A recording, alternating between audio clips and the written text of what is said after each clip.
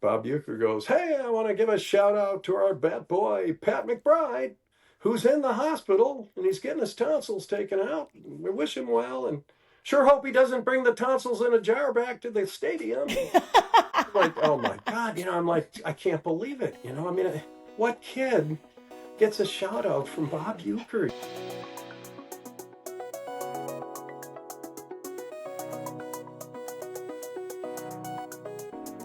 Welcome to the Dr. Kristin Lyerly Show. I'm Dr. Kristin Lyerly, and today I have the absolute pleasure of sitting down with my friend, Dr. Pat McBride.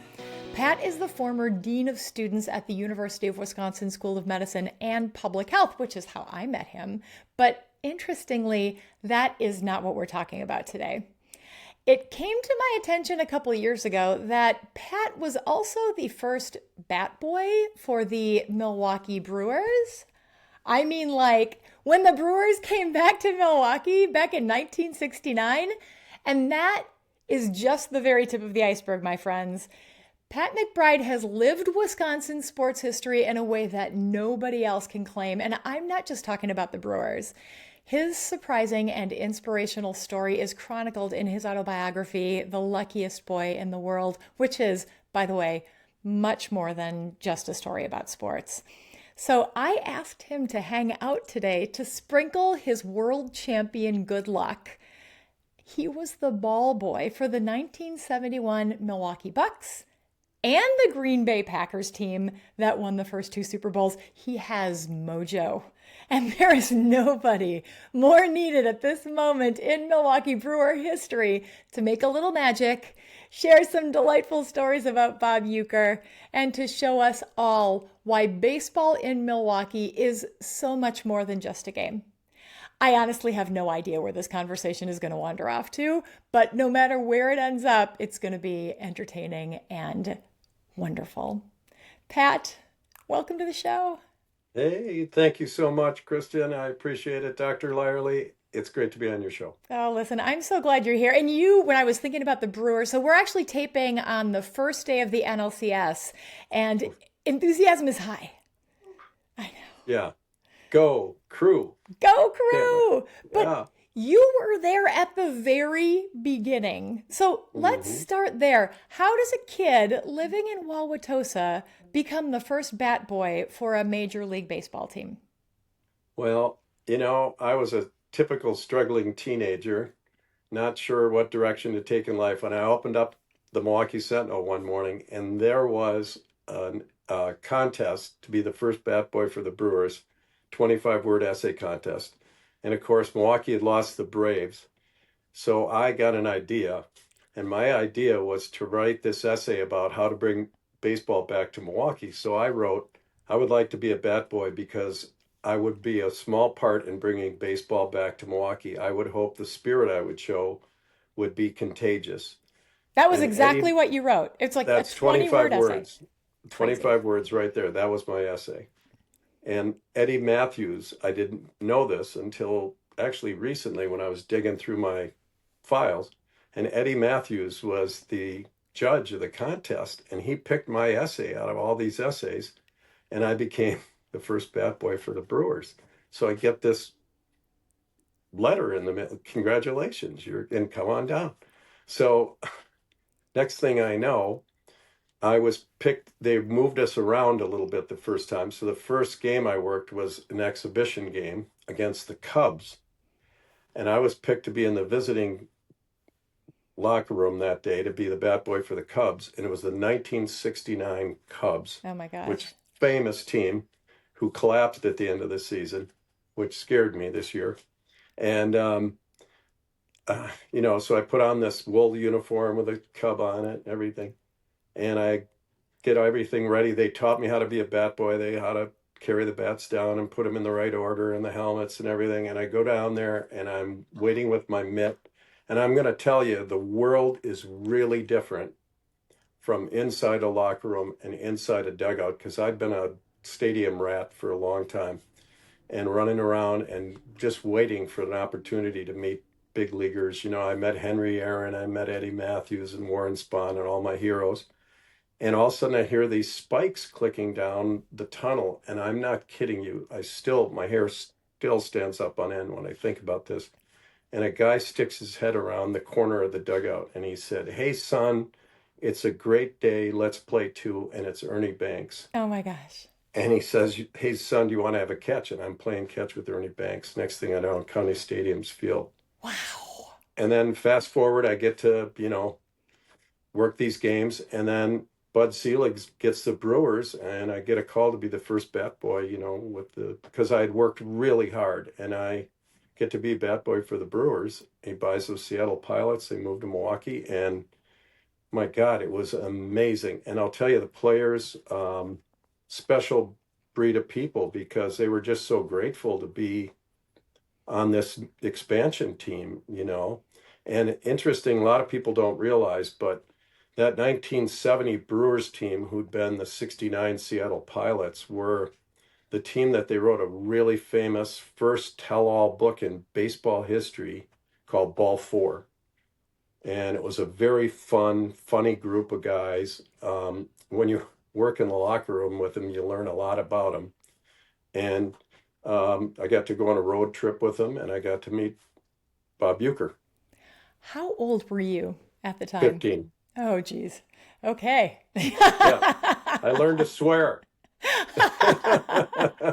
I definitely want to talk about Bob Uecker because I think I read his book, Catcher in the Rye, Yeah. WRY, when I was like Mm-hmm. a 12 or 13-year-old girl, and I learned a lot. Yeah. Yeah. Yeah. But let's save Euchre for a little bit later because I You want to bet. know, what was it like? I mean, you're a 15-year-old kid. What was the energy like in the city of Milwaukee? They'd been without a team for a little while. This team was there. Were people excited about it, or were they really still kind of mourning the Braves? Or what was your perspective? It was fascinating because there were two groups of people. There were people that just couldn't wait to see baseball again, and they came out right away. And the Brewers that first year were actually not really that bad. They were a pretty good baseball team. They had some really good pitchers.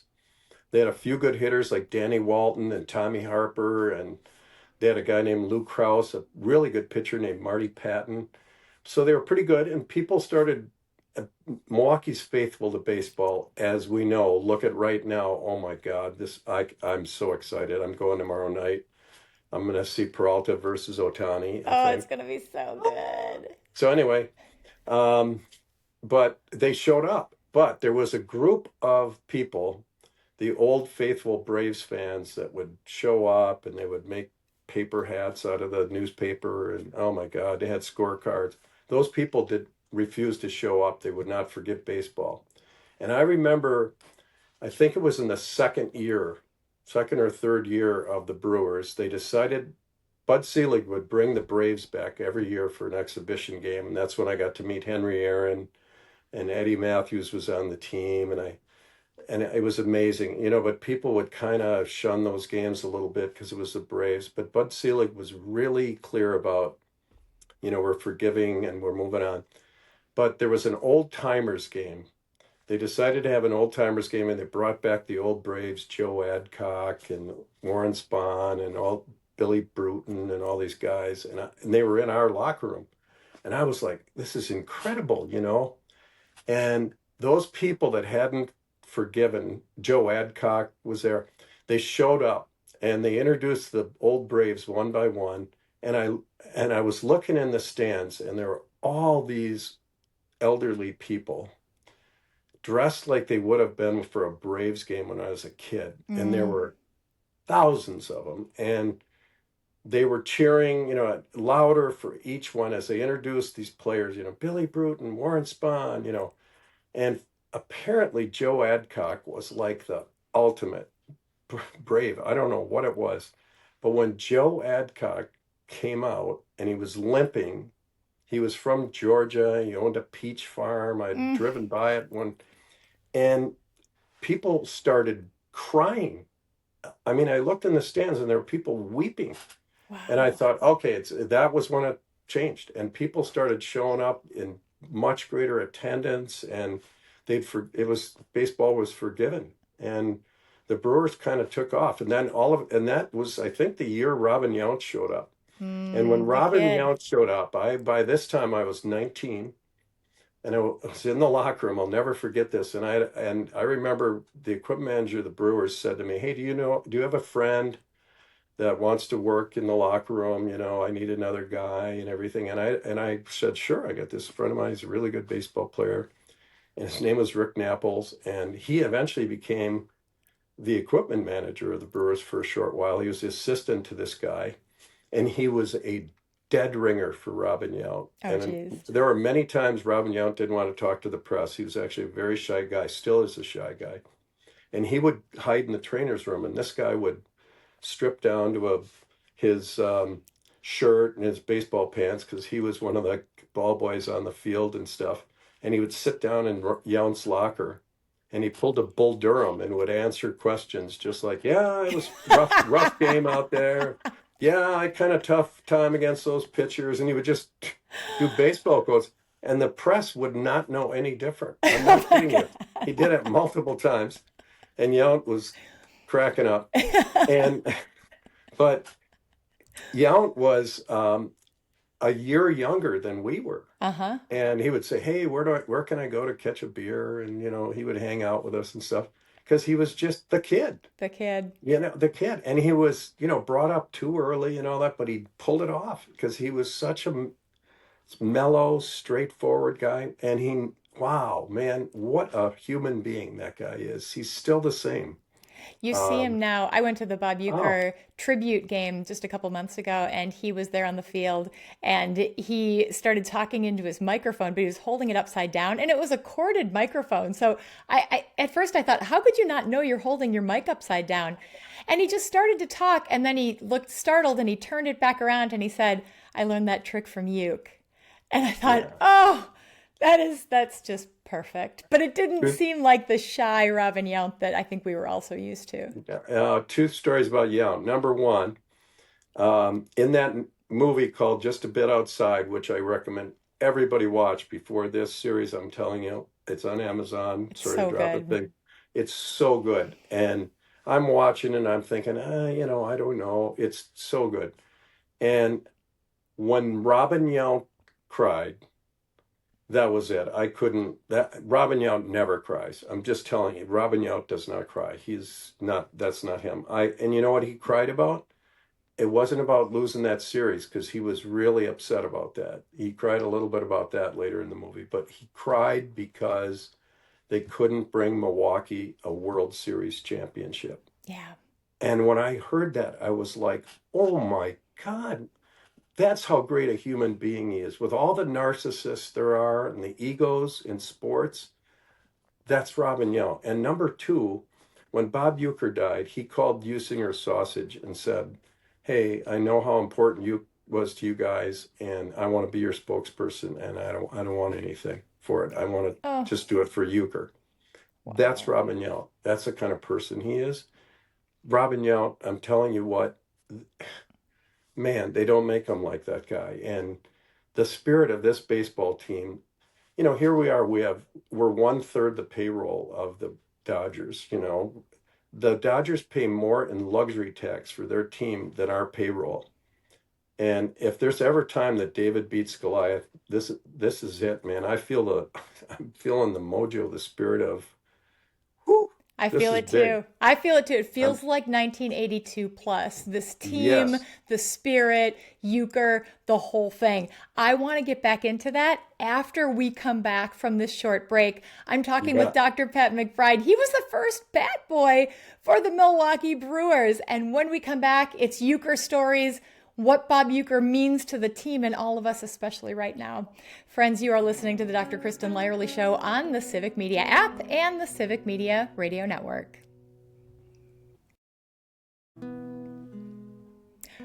Welcome back to the Dr. Kristin Lyerly Show. I'm Dr. Kristin Lyerly, and I am talking with Dr. Pat McBride. He's usually known as the former dean of the medical school at the University of Wisconsin, or a famous researcher, or a mentor. But today, he is the first bat boy for the Milwaukee Brewers, and we're talking baseball, Brewers all the way, facing the Dodgers in the NLCS, and Pat's got some stories, especially stories about Bob Uecker. You bet. Yeah. So he You was always know, that guy. I'll tell you what, The Bob Uecker you heard on radio, saw on television, saw on Johnny Carson, that's the way he was 24/7. I never saw him different. I spent a year working in the press box a summer, and he would, that's what he did to the guys up in the press box. In between innings, he'd pick on the reporters. I mean, he'd be like, "Hey, where'd you get that tie? There's some mustard on it, I mean, he was always working these guys. And, I have a couple of unbelievable stories. I remember I was 16, I was a bat boy, and I got, severe tonsillitis, and I had to have my tonsils taken out. And I was at St. Mary's Hospital in Milwaukee, and I've got the game on, and I'm listening. And all of a sudden, Bob Uecker goes, "Hey, I want to give a shout out to our bat boy, Pat McBride, who's in the hospital, and he's getting his tonsils taken out. We wish him well, and sure hope he doesn't bring the tonsils in a jar back to the stadium." I'm like, oh my God, I'm like, I can't believe it. I mean, what kid gets a shout out from Bob Uecker? I was freaking out. I'm in the hospital, I'm croaking because I can't. And then he says, I know he likes to fish, so when he gets back, I'm going to take him out fishing. And I'm thinking, okay, this isn't going to happen, But when I get back to the stadium, he goes, "Hey, I know, let's go out fishing." So he takes me out fishing in his boat with a couple of his friends, and we get this coho salmon, and I take it home, and I don't know, I know how to fillet a fish, but I just like fillet this coho. It's the best salmon I ever tasted in my life because it's a Uecker salmon.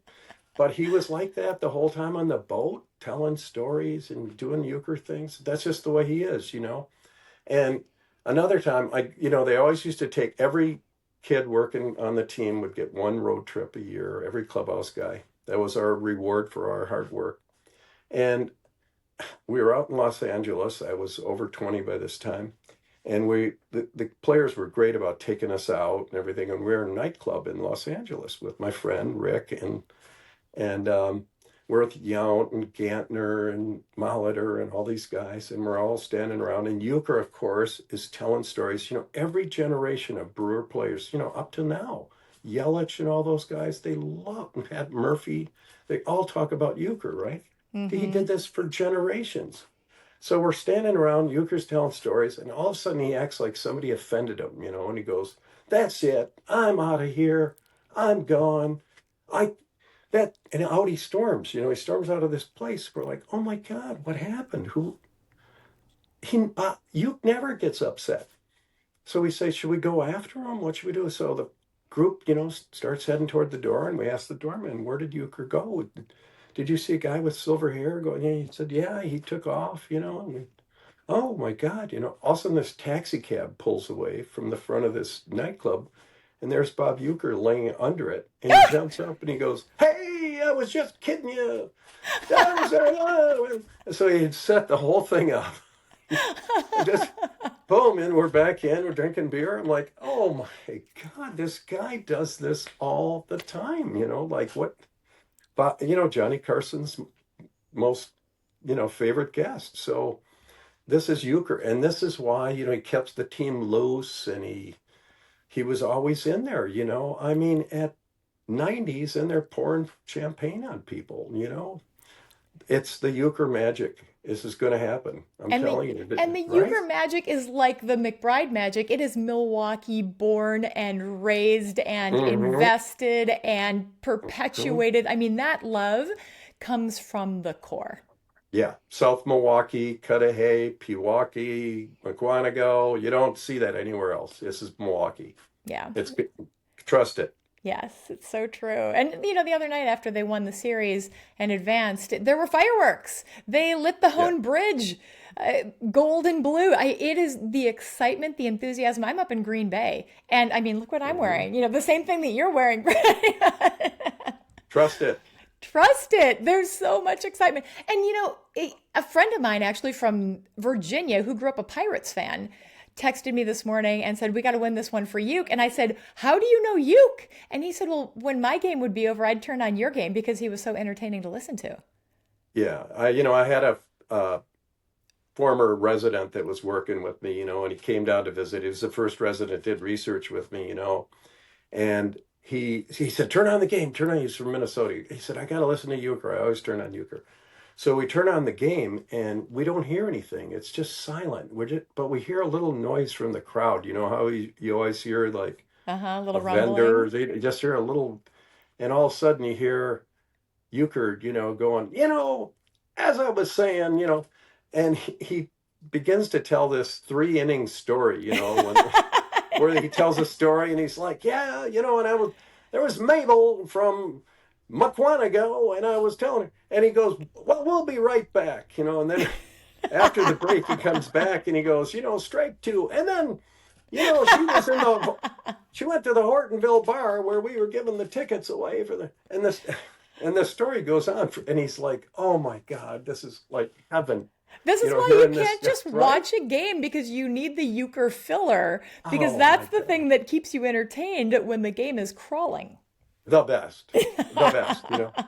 But here's what's great. It's Wisconsin, you don't Mm. get that kind of local flavor, the humility, the love of baseball, the truth, about a guy that batted 200 and, got a series ring.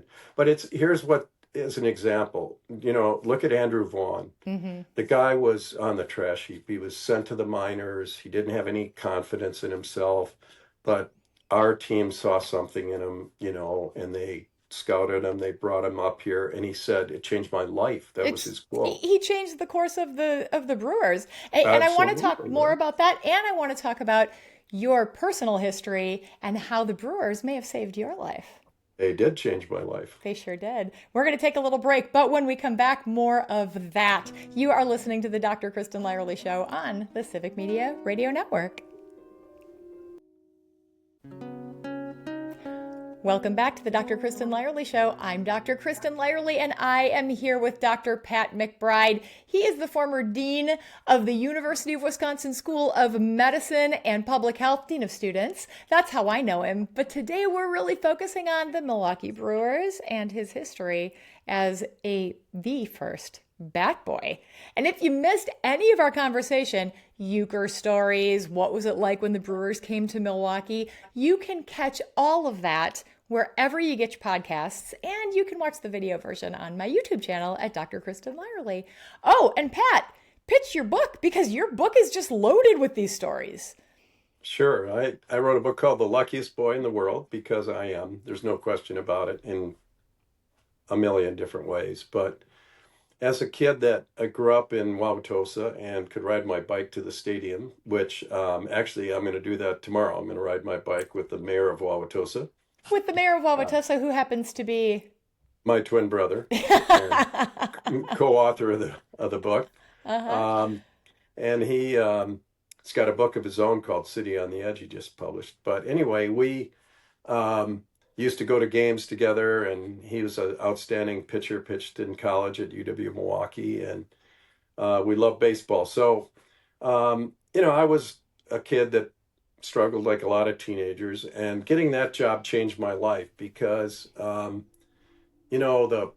the players, but more importantly, the staff that worked there, the clubhouse guys. The clubhouse guys that I worked with were 2 seminarians who became priests, who actually married my wife and I, these 2 seminarians, Wow. and a guy named Big Jim Kaczynski, who, That is such a guy, Wisconsin name. oh my God, yes, Jim Kaczynski, who ran the clubhouse, the visiting clubhouse, for 39 years. And he wrote a book called Socks and Jocks, which was very interesting, telling all the stories. And I mean, he met every visiting guy for every team for 39 years. Imagine that. Reggie Jackson, Cal Ripken. We worked the 1975 All-Star game. Henry Kissinger came through that locker room. Howard Cosell, I mean, you name it. I mean, I met presidents and governors and mayors, and it was remarkable. But what I learned in 5 minutes in a locker room was, it wasn't, I was ready to meet the stars. I was ready to meet Henry Aaron and Willie Mays and Carl Yastrzemski and Robin Yount and Paul Molitor and all my heroes, right? what I found out, it wasn't about their stats, and it wasn't about who was a star, because some of the stars were not pleasant people at all. They were not kind to us. I mean, they made our life really miserable in the locker room. They'd come and tear the place apart, or they'd drop their laundry on the floor next to the laundry basket, or Just rude. just be cruel to us, really. But there were also players that were incredibly kind and incredibly nice to us. Players like Yount and Henry Aaron and Kareem Abdul-Jabbar and Bob Dandridge and John McLaughlin and Bart Starr and Ray Nitschke, to be honest with you. I mean, incredibly kind to us and Well, ask and us we where should we went to remind school. we should remind our listeners that you not only were the first bat boy for the Brewers, but you were also Ball boy for the Bucks, and then the first equipment manager and the youngest equipment manager in professional sports history for the Bucks. And I was working on the sidelines for the Packer games, the ones played in Milwaukee. And so, 3-sport trifecta for Wisconsin. It was insane. I just Um, can't even believe that. Like when I was reading your book, yeah. I'm like, you've got to be kidding me. There's no way that a kid could do all of these things. But yes, it was you. Yeah, but it was also pretty amazing because in those days those teams ignored the child labor law. So I would start at 2 in the afternoon and get home at about 12:30 or midnight, and then to unpack those teams we'd have to come back a lot of times at about 3 or 4 in the morning. I worked till 5 or 6 and unpacking, and then I'd get back on my bike or in my motorcycle or my car and then drive home and get a couple hours sleep and go to school. And it was, I'd have to pack my homework in there somewhere. But what was fascinating was like Jim Kaczynski or the trainer for the Bucks, my mentor Arne Garber. I was struggling in school at the time, but they saw something I didn't see in myself, and they saw that I had a brain, and I didn't know it because I was called the dumb twin by teachers at school. And they they said, we expect that you are going to do well in school. So here's the deal: you can only work this job if you get a 3.6 or greater. Both of them said that to me, Wow. and they said we want to see your report card every semester. And I was the only kid that they made do that. There were a lot of other kids working there, other ball boys and bat boys. And so I'd have to bring in my report card, and I'm thinking, well, this is a little unfair. Um, but it made me work hard, and I ended up averaging well over a 3.6. And then I remember that I said to the trainer of the Bucks, well, I'm really hoping that I can become an athletic trainer, so I want to learn to tape and stuff. And he said, no, I'm not gonna have you do that. And I said, well, what do you mean? I mean, I thought, okay, great, I'm not going to be smart enough to be a trainer. And he said, you're going to medical school. And I was like, my jaw hit the floor. I mean, I couldn't believe it. And he said, no, you're going to follow the doctors around. You're going to shadow them. And I did. And I ended up actually helping take out the gallbladder of one of the trainers, Oh, jeez. and which was pretty remarkable. That trainer that I took the gallbladder out, Tony Spino, was a former Dodger bat boy. Really? And he just called me and he said, what'd be really cool? Let's try to get to a game together where there's a former Dodger bat boy and a former Brewer bat boy. And he said that'd be quite a picture and a story. Oh my gosh. Yeah, and because we both, work closely together. I was his assistant trainer, and so I decided to go to medical school. I really, the fire got lit, and I Well, worked they really clearly hard. they saw something in you that you Yeah, didn't see in yourself because you had yeah, heard other messages and you didn't have this great uplifting home life. You had no, parents who were very successful and who did yeah. incredible things, but you had a pretty dysfunctional home. Yeah, like a lot of kids that grew up everywhere, but especially in Milwaukee, the home that made the beer that made Milwaukee famous. There were a lot of cases of beer delivered in my house, almost every day. And my parents were quite severe alcoholics and fought constantly. And house was extremely chaotic and loud, and I didn't want to be there. So having these jobs where I could escape and get out of the house were an unbelievable blessing. And then having these mentors, who would expect that I would find mentors in a locker room? It was incredible. And And I would look up to players that were really incredible role models. And I'm going to tell you that, for example, Henry Aaron, I'm wearing his jersey right now. Like You know, the guy his became actual jersey. his actual jersey. Mm-hmm. He became vice president of the Braves. You know, I mean, this guy was so quiet and humble, but that's who I admired, you know, was somebody that didn't make a show of himself. He was an incredible person. And Kareem was, you know, people didn't understand him. He was very shy and introverted because he was 7'3", you know. I mean, he was always sticking out, you know. He could get no quiet space outside the locker room.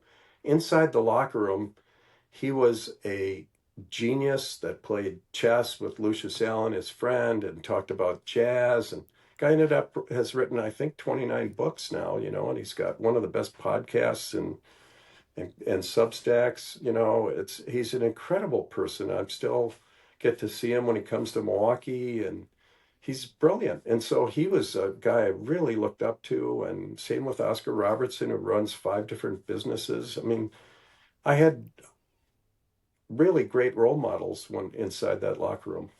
Isn't it interesting how you can come from this really dysfunctional, challenging family life and find your mentors in a different place and then recognize it and do the same thing with your professional life? Because that is what you have done with so many doctors and so many people who are serving the people of Wisconsin and far beyond. Yeah, I still do it every day. I'm meeting with met with a student earlier today, and I'm meeting with, you know, pre-med, pre-nursing, and pre-pharmacy students, trying to help them, pre-PA, you know, do the right thing to find their path and, you know, on their journey to get into school, because somebody did that for me. Mm-hmm. Well, and speaking of somebody doing something for somebody, I don't know if I ever shared this personal story, and it's not nearly what your story is, but I also lost a parent to alcoholism, my dad, when I was in the 6th grade, and it just happened to be 1981, right before the Brewers were amazing. And for some reason, I got fixated on the 1982 Brewers, maybe Wow. just because they were Wow. in the news all the time or whatever it was, but this like 11-year-old girl loved them, knew what the lineup was, knew what the buzz was. This is before the internet, right? So I was paying attention. And as they were making their way through the playoffs and doing this incredible stuff and making us believe, because none of the wins at the end of the season were easy for them. They had to fight for every little bit of it. And that, That, for some reason, just really buoyed my spirits. And I still, when I watch that documentary, Just a Bit Outside, and you mentioned it earlier, it's on Amazon right now. If y'all haven't seen it, it's an amazing documentary by itself. But if you are a Brewers fan, you need to see it. Watching it, there were so many moments where I had tears in my eyes just thinking about Gorman Thomas and seeing Cecil Cooper and Ben Ogilvy, and Paul Molitor was my favorite. They did so much for me just by being themselves and just by winning and just by watching what the rest of the community was doing when they were winning. It really felt like it just pulled us all together. yeah, you know, Milwaukee is so fortunate to, of the size of the community that it is, to have teams, professional sports teams like this. I mean, Green Bay, Wisconsin, the community owns the team. Yeah. Who that's It's insane. Look what It's we have. it's so So insane. when you watch that movie, we lost a few people like Don Sutton. Mm, And Don Sutton was a wonderful person, just a class act. And you could see it in the documentary about how he helped pull that team together. And Raleigh Fingers was a character, but a good guy. Don Simmons, oh my, I mean, Ted Simmons, mm. excuse me. Ted So Simmons, brilliant. talk about brilliant. And now Hmm. tell you what, William Contreras Yeah. is the glue. Like when you watch The catcher. him, Yes. yeah, our catcher, I mean, this guy, to be a catcher is the hardest position in baseball by far. And I mean, pitching's not easy, but a catcher. So when the Miz, you know, Mizorowski was struggling in one of those games, he was throwing wild and he was throwing 104 and throwing it all over. You could watch him push his mitt down and just say, calm down, and then pull it toward him, saying, you know, just pull it to me and do all this stuff and calm him down and go out to the mound and talk to these guys. I mean, he's brilliant. He's experienced. It's really important. So Ted Simmons was the same thing in '82. He talks in that movie. You can tell. It's fantastic to watch this whole thing come together, and these are a bunch of young guys. And I'll tell you what, I was on the bench for the '71 Bucks championship and I watched it. And when Oscar Robertson showed up, it's like a Contreras on the field. He was the coach on the floor. And there's one magic ingredient that you need to win a championship. First, obviously, you have to have talent, but you need a coach on the field and you need to be hungry. That was what I learned. If you're really hungry, it's magic. And So I'm are telling you we that hungry? Are we they are hungry right really, now? they're really hungry, I'm hungry too. I'm Yeah. hungry, and I want to get back to that after we take this short break. Friends, I am here with Dr. Pat McBride. We are talking about the Milwaukee Brewers, and nobody knows it better than him because he was the first bat boy for the Brewers back in 1969. So come on back for the rest of our conversation. You are listening to the Dr. Kristin Lyerly Show on the Civic Media Radio Network.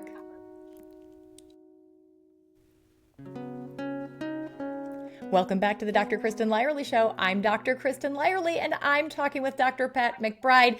He is a physician, a leader, a researcher, but also the first bat boy for the Milwaukee Brewers, and he's telling us stories. Stories about Bob Uecker, stories about the city of Milwaukee. He's a Tosa native, and stories about the people of Wisconsin and why sports means so much to us. And when we left off in the last segment, he was saying William Contreras, Simmons, Ted Simmons, the catchers, they're hungry. The guys are hungry. Milwaukee is hungry. We're hungry. Are you hungry? Here's the question. Uh-huh.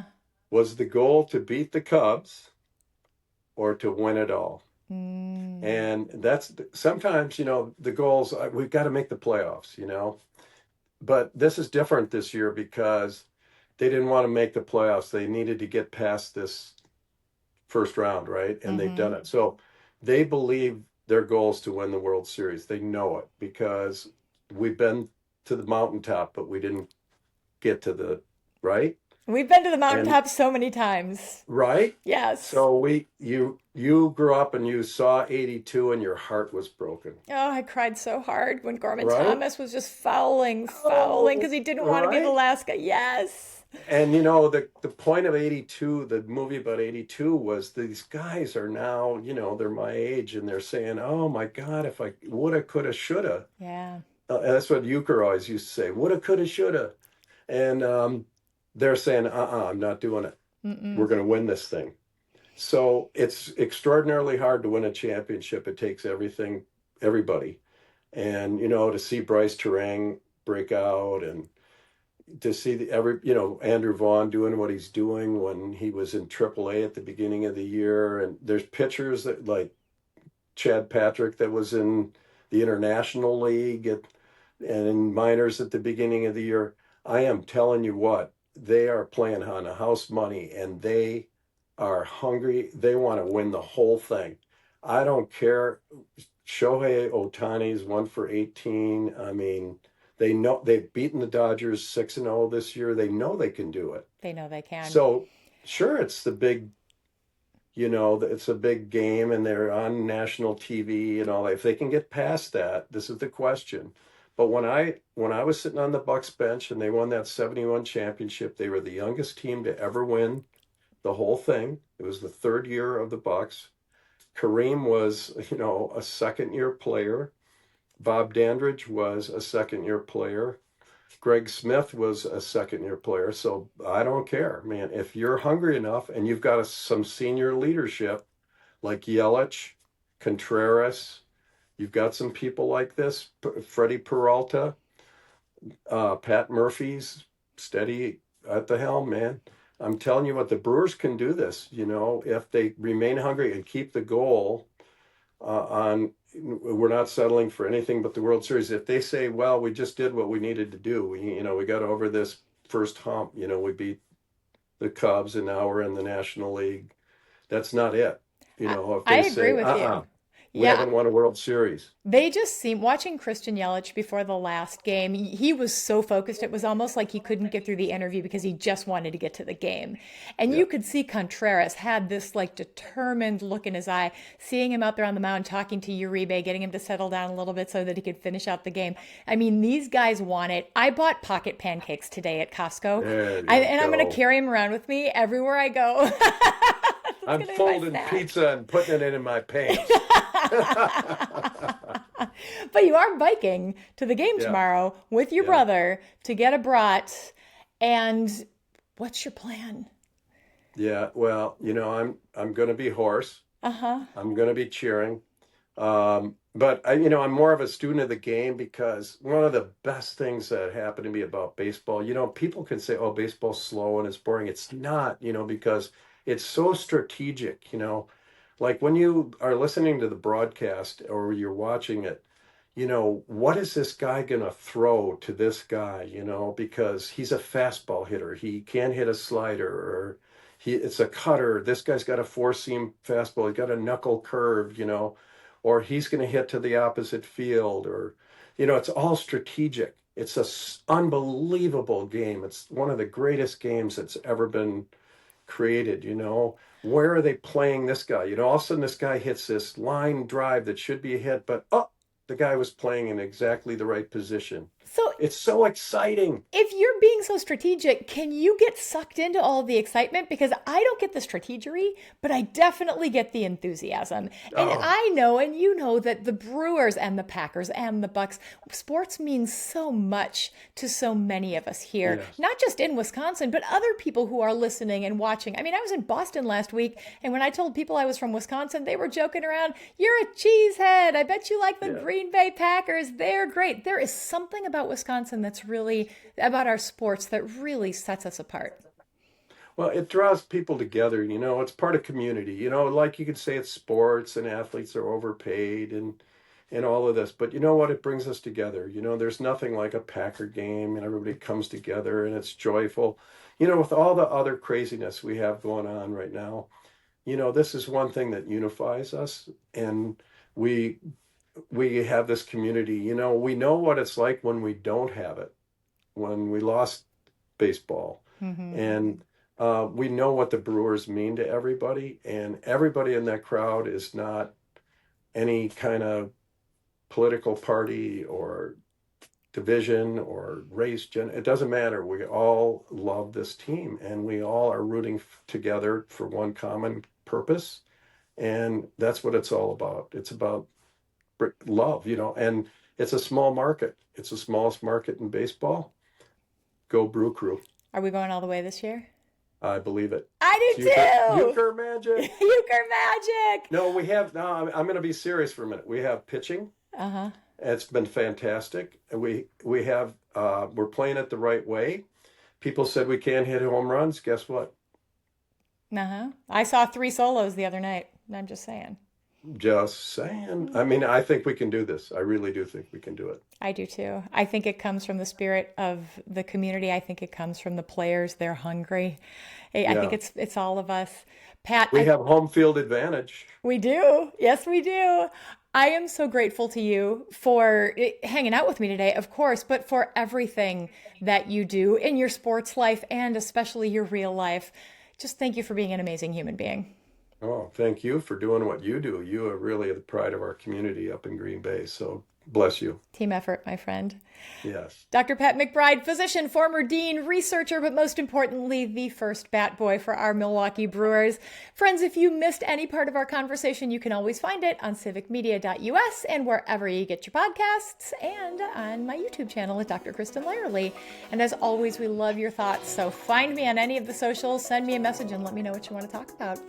Many thanks to Abraham Lyerly, our producer, and Nick Tierman, who wrote the theme song for our show. And until next week, you're listening to the Dr. Kristin Lyerly Show on the Civic Media Radio Network. Love you.